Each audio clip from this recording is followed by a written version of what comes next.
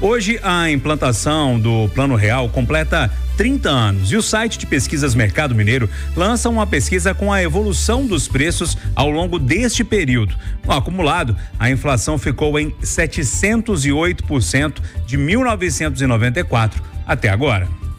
Em resumo, uma nota de R$100 descontada a inflação neste período equivale a R$13,28 após 3 décadas. Já o salário mínimo, que em 1994 girava em torno dos R$65, agora é de R$1.412, uma valorização de mais de 2.000%. Uma pesquisa realizada pelo site Mercado Mineiro comparou a evolução dos preços de alguns produtos a partir do Plano Real. Quem explica é Feliciano Abreu, economista responsável por esse estudo. O consumidor que pagava em Belo Horizonte o arroz prato fino 5 quilos, R$4,58 e atualmente paga R$33,75. Durante esses 30 anos, teve um aumento de 637%, bem abaixo da inflação nesse período. Segundo o IBGE, o IPCA foi 708% nesses últimos 30 anos. Quando a gente fala no próprio quilo da farinha de trigo, que custava em média 57 centavos e atualmente custa R$4,15. Então, teve um aumento de 628%. A dúzia de ovos brancos, que custava em média naquela época, julho de 94, R$1,21 e atualmente está R$10,98, portanto, foi um aumento de 807%. O pão francês, que era a unidade de 50 gramas, era 8 centavos apenas. Atualmente o quilo é R$21,20 nas padarias, em média, ou seja, 5% desse valor para dar 50 gramas seria R$1,06. Subiu 1.225%. Nós ouvimos o economista Feliciano Abreu, do site Mercado Mineiro. Repórter João Eduardo Santana. 7h31, nesses 30 anos do Plano Real, foram vários episódios marcantes, tanto no planejamento, implantação e consolidação da moeda, que pôs fim a um período de inflação que chegava a 80% ao ano, com desestabilização da família e um cenário de incerteza em toda a economia brasileira.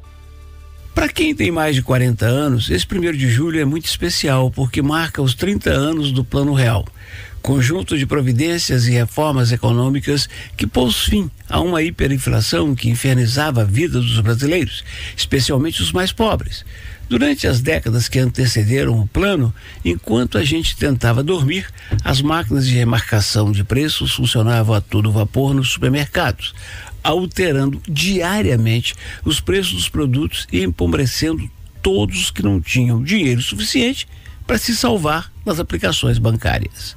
O esforço começaram um ano antes, quando o então presidente Itamar Franco nomeou Fernando Henrique Cardoso ministro da Fazenda e deu aval ao que fosse necessário para estancar a sangria. FHC chamou Edmar Baixa, Winston Frisch, Gustavo Franco, Pedro Malan, André Lara Rezende, Pércio Arida, Clóvis Carvalho e outros economistas e começaram a trabalhar. Itamar Franco morreu em 2011, pouco depois de lembrar na Itatiaia o tamanho da tarefa que era controlar a pior instabilidade de todos os tempos no país. Tinha que haver uma determinação forte, com muita firmeza, porque nós já alcançávamos naquele instante praticamente uma inflação que chegava nos 10 anos antes do Plano Real na marca de quase de 5.000%. Em 80 nós tínhamos uma inflação de cerca de 100%. Chegamos a quase 250% em 85 e a 1.000% em 88. E já em 93 chegamos quase a 2.700%. Era uma inflação crônica, crescente. Então foram necessários cerca de 10 anos de intensos debates. Nós tivemos 5 tentativas de estabilização, até que chegamos então, através do Plano Real lançado em julho de 94, a uma consolidação da ordem econômica brasileira. Fernando Henrique Cardoso falou com a Itatiaia em 3 momentos chaves do plano. No dia do lançamento, nos recebeu no apartamento funcional em Brasília, explicando as mudanças. Um ano depois, já presidente da República, no Otton Palace aqui em BH, pedindo à população para continuar acreditando.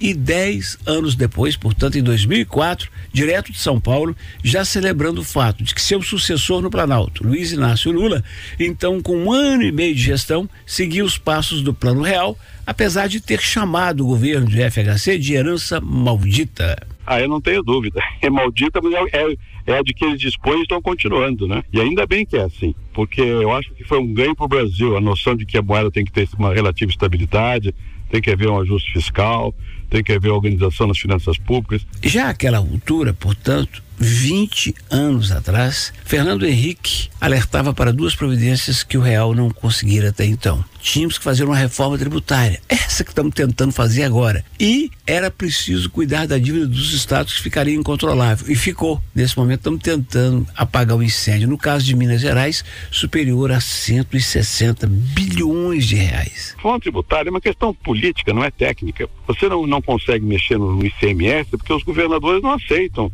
perder o controle sobre o ICMS. O que eu acho importante, e foi importante também no governo Lula, que reconheceu na prática, não nas palavras, mas na prática, isso, que certas questões no mundo de hoje não são mais objeto de controvérsia. Não pode crescer a custa da inflação, porque quem paga o preço é o povo. Então não tem crescimento justo com inflação. A lei de responsabilidade fiscal, ou seja, não é possível que os governos continuem se endividando para o governo futuro pagar, porque não tem como pagar, aumenta a dívida. Se você tem menos de 40 e pouca informação sobre os anos pré-real no Brasil, inclua nas suas orações diárias um pedido para que a inflação descontrolada, aquela alta de preços maluca, dia após dia, nunca volte neste país, porque não há flagelo maior para um pai assalariado. Para o Jornal da Itatiaia, Eduardo Costa.